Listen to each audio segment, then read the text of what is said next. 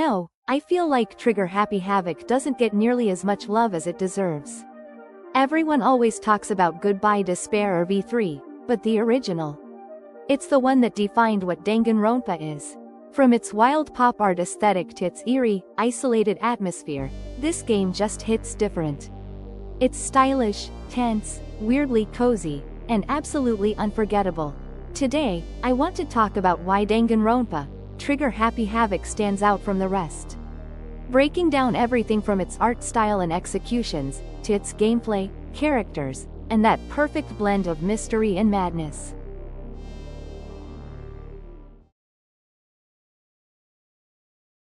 Now, if we're talking about what makes Trigger Happy Havoc stand out, we have to start with the art style, because it's one of the most instantly recognizable things about the entire series. Designed by Rui Komatsuzaki, it blends bold pop art influences with a surreal, theatrical presentation that perfectly matches the game's tone. In the game, it's known for using 2D character sprites inside 3D environments, giving the whole thing a unique, paper cutout effect.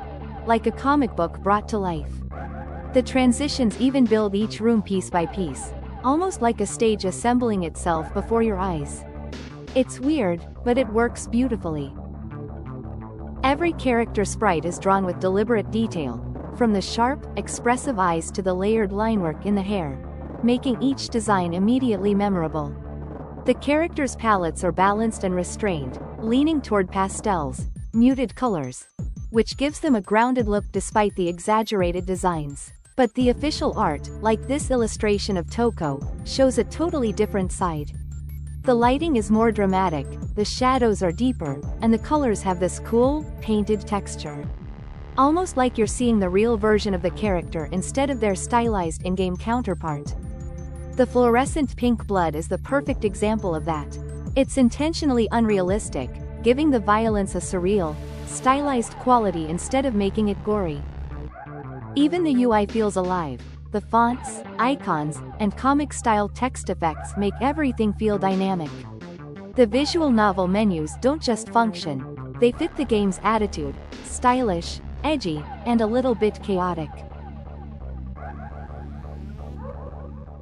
It's now time to move on to the atmosphere, which is what really made it my favorite in the series. The soundtrack was composed by Masafumi Takada, who said he aimed to convey claustrophobia and mystery in Trigger Happy Havoc through the music. The OST has lots of tracks that mix tones, ambient plus jazz plus electronic, with sudden shifts in melody. This variety helps reinforce that uneasy feeling, like things are calm, then something's about to hit you. The setting, Hope's Peak Academy, is itself designed as a paradox. It promises hope. The ultimate students, but traps the characters in a school with no exit, no outside contact. That tension, high expectations plus entrapment is central to the mood. Now, how do all of these aspects shape the atmosphere? 1. Claustrophobia and isolation. Because the students are locked into Hope's Peak Academy, with bolted up windows, locked out areas of the school, and little contact with the outside world, there's a constant sense that there is no escape. That trapped feeling amplifies tension. Every corridor, every classroom feels heavy with possibility. Someone could be lurking, someone could betray you, someone could die. Exactly what Monokuma wants from the students. 2. Unease and sudden horror. Trigger Happy Havoc doesn't always go for full horror, but it builds suspense through quiet moments that can be shattered by unexpected violence or discovery. A big example is Chapter 2. Everyone was doing well, everyone was having fun. They made a promise to get out of here together, to make an end to this horrific killing game. Chihiro Fujisaki was found dead in the girls' locker room. The music supports this. Tracks will lull you, then shift into dissonance or more intense beats during investigations or trials. Heya! I'm Aoi Asahina, but my friends just call me Hina. Sup?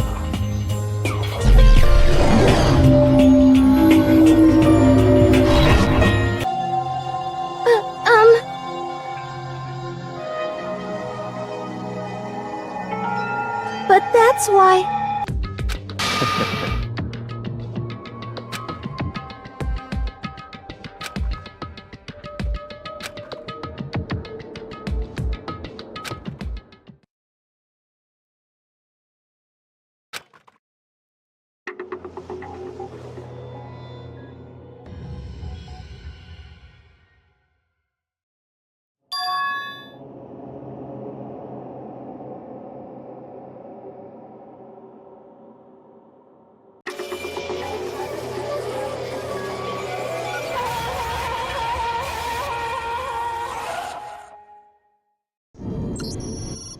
Let's begin with a basic explanation of the class trial. So, your votes will determine the results. If you can figure out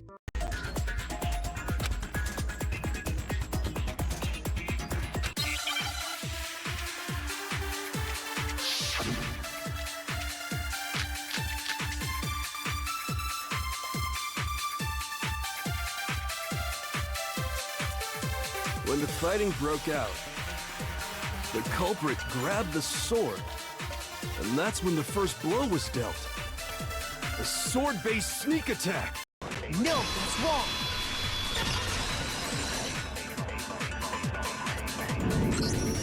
Actually, no. I don't think the fight started with the sword. Why not? Because the sword sheath had been scratched. See? There's a... Trigger Happy Havoc's atmosphere directly affects why the motives actually work. Later games, especially Goodbye Despair, have a lighter tone and more open world design, which kind of kills that claustrophobic pressure that made the first Killing game feel inevitable. However, since I mentioned that topic, let's go over it. Trigger Happy Havoc's atmosphere hits so differently is because it's the only Killing game that feels genuinely real. In Goodbye Despair, everything turns out to be a virtual simulation, meaning no one was actually trapped in a real building or physically dying. That twist completely recontextualizes the tension.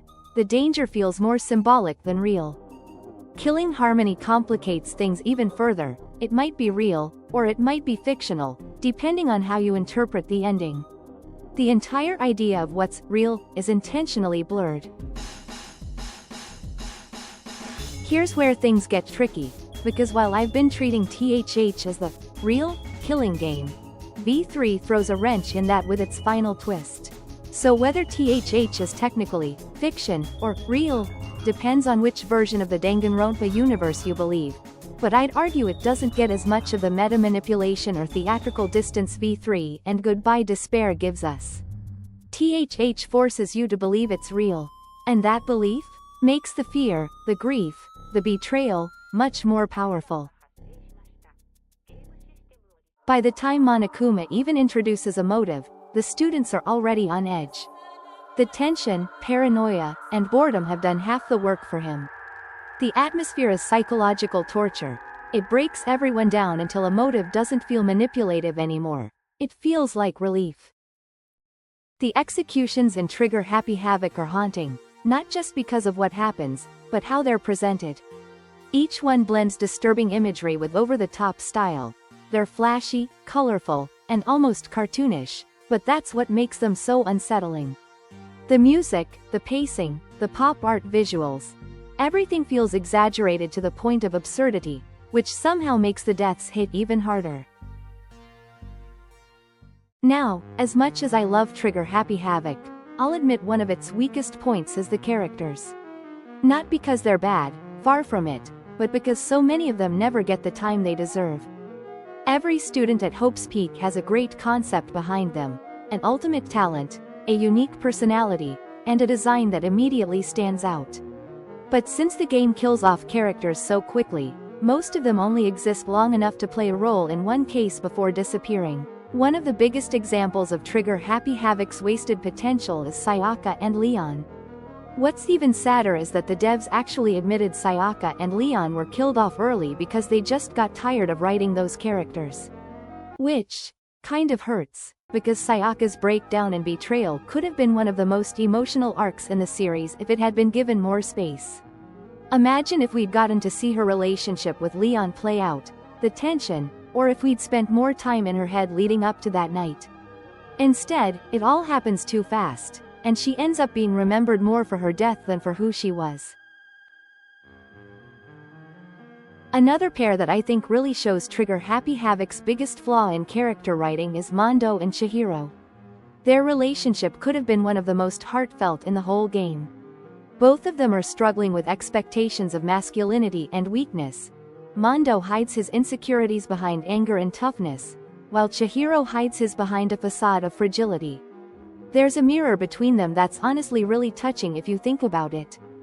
But instead of letting that connection grow, the story uses Chihiro's secret as shock value. The reveal hits fast, and the emotional weight of it gets buried under the chaos of the trial and the twist. It's not that the Chapter 2 case is bad, it's actually one of the more interesting ones, but it feels like a missed chance to show two characters finding understanding in each other's pain. Imagine if the game had slowed down, even for a moment, to let Mondo and Chihiro actually talk, to bond over what it means to feel weak, scared, and misunderstood. That kind of scene could have turned both of them into some of the best-written characters in the series.